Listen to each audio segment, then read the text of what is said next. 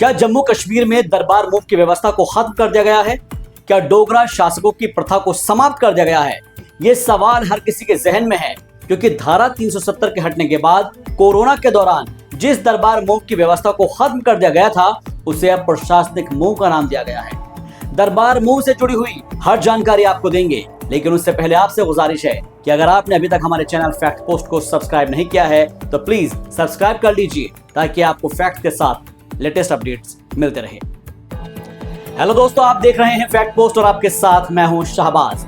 जम्मू कश्मीर से भले ही दो संविधान, दो निशान खत्म हो चुके हो, लेकिन अभी भी दो राजधानियां कायम हैं, क्योंकि जिस 150 साल पुरानी दरबार मूव की व्यवस्था को धारा 370 हटा दिए जाने के बाद बंद कर दिया गया था, उसी परंपरा के तहत शीतकालीन राजधानी जम्मू में इसे फिर से लगभग 500 कर्मचारियों और अफसरों के साथ शुरू कर दिया गया है। फर्क महज इतना है कि इसे प्रशासनिक मूव का नाम दिया गया है। ये बात और है कि पहले इसी मूव के तहत 10,000 के करीब सरकारी अमला 6-6 महीने तक दोनों ही राजधानियों में रहा करता था। हालांकि दरबार मूव की परंपरा को बंद करने का समर्थन कुछ मुट्ठी भर लोग ही कर रहे थे, जबकि दरबार मूव बंद होने से जम्मू के व्यापारी खासे नाराज थे, क्योंकि इतने सालों से कश्मीर से दरबार के साथ साथ सर्दियों में जम्मू आने वाले लाखों लोगों पर उनका व्यापार निर्भर करता था, जो कि अब उनसे छिन चुका है। इसीलिए प्रशासनिक मूव की परंपरा को लेकर जम्मू के लोगों में फिर से उम्मीद जग गई है। उम्मीद की जा रही है कि जम्मू कश्मीर का स्टेटहुड का दर्जा बहाल होने के बाद अगले साल फिर से दरबार मूव के नाम से उसी अंदाज में इस परंपरा को शुरू किया जाएगा। जहाँ तक दरबार मूव की बात आती है, इस वक्त यूटी गवर्नमेंट के पास पावर्स नहीं है IAS ऑफिसर्स को ट्रांसफर करने के। जो ही स्टेटहुड वापस आएगा, यही वजह है हम स्टेटहुड की लड़ाई लड़ रहे हैं, जो ही स्टेटहुड वापस आएगा दरबार मूव इंशाल्लाह उसके साथ पहली चीज हम है।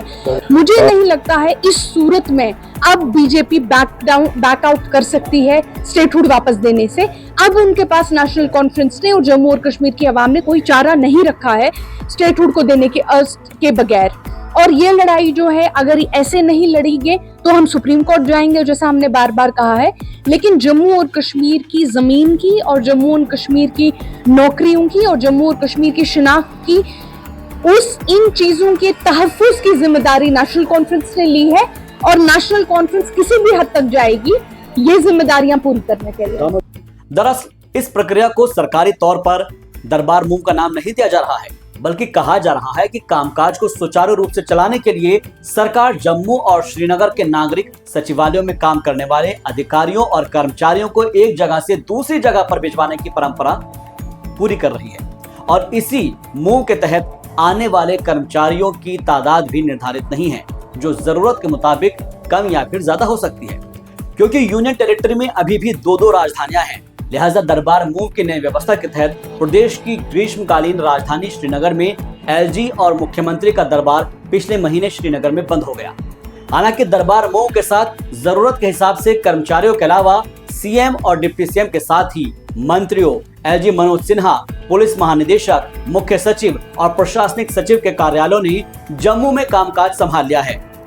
सरकारी प्रवक्ता के मुताबिक जम्मू कश्मीर के मुख्यमंत्री उमर अब्दुल्ला ने प्रशासनिक आधार को आगे रखते हुए शीतकालीन राजधानी में बदलने की सालाना परंपरा के तहत यहां पर सिविल सचिवालय से काम करना शुरू कर दिया है।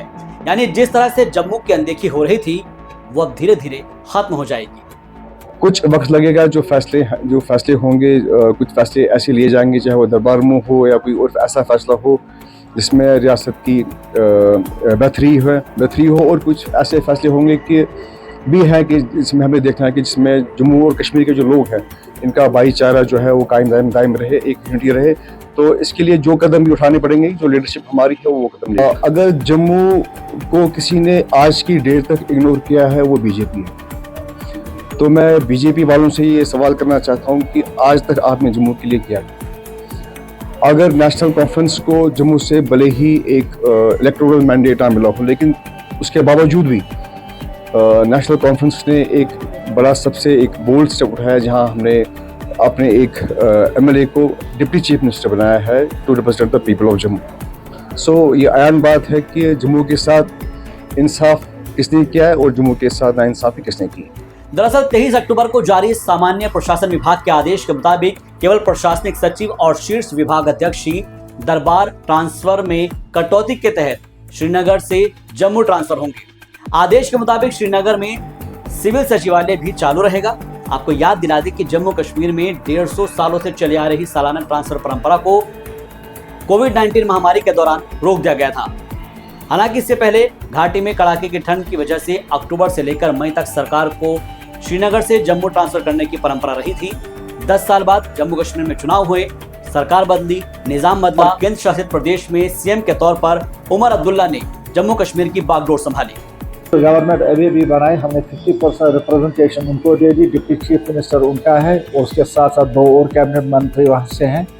3 जम्मू से लिए हैं और 3 कश्मीर से लिए हैं। तो हमने कहाँ जम्मू डिवीज़न को इग्नोर किया, बराबर की रिप्रेजेंटेशन दे दी। हालांकि ये जानकर भी कि जम्मू से हमारी तादाद MLAs की उतनी नहीं आई जितनी कश्मीर सूबे से आई, लेकिन फिर भी हमारे कायद ने, हमारे लीडर ने ये मुनासिब समझा कि दोनों हिस्सों को बराबर साथ साथ चलाना है, दोनों के मुश्किलात एक साथ हैं। तो इसी लिए उनको बराबर की रिप्रेजेंटेशन दे दी गई। पूरे जम्मू कश्मीर के लोगों को उम्मीद है कि नेशनल कॉन्फ्रेंस ने जो वादे इलेक्शन में किए वो उस पर कारबंद रहेंगे, लोगों तक वो तमाम सहूलियात पहुंचेंगे। ये बात उन्होंने क्यों नहीं की जब 2.5 साल उन्होंने PDP के साथ सरकार चलाई। उस वक्त ये चीज़ क्यों नहीं उसको याद आई कि जम्मू के साथ डन बढ़ता जा रहा है। उनको तो उस वक्त कहना चाहिए, क्योंकि तो उस वक्त बीजेपी के उत्तर मिनिस्टर थे। बीजेपी के मिनिस्टर आज चला रहे हैं।